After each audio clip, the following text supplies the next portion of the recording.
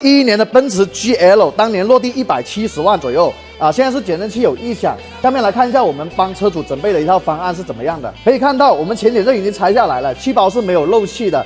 然后我们发现是减震的机芯导致了车子的异响。那我们的方案是直接更换全新的德国维斯顿的减震，质保2年10万公里。那么看到这里，你不要着急的喷我，为什么我们不修回去呢？因为我们修的话主要是针对一个漏气去维修的。那我们机芯还是用回原车的，但它现在机芯就有异响，所以说我们把它维修回去，机芯还是会响，所以我建议客户直接更换全新的。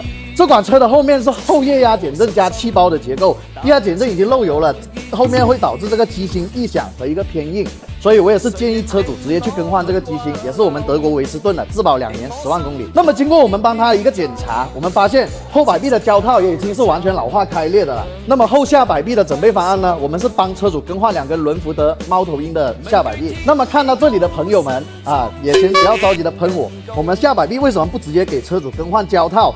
直接更换这个全新的总成呢？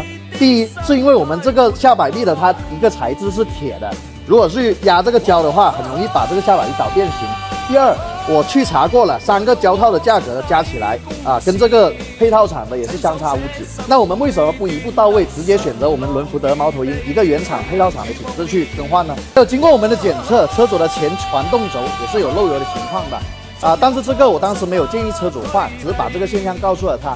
但是车主说这个车子陪伴他奋斗那么多年了也终归要给他好好的准备一下。所以说这条传动轴，车主直接选择了原厂的去给他准备了。那么后面我们还发现车主的波箱也是有漏油的情况的经过询问，车主大概是8万多公里没有做一个保养了。那我们建议他漏油和波箱保养一起准备，这样子省时省力去解决这个漏油的问题，还能把车辆保养一下。这样一套方案，你觉得收多少合适？评论区留言讨论。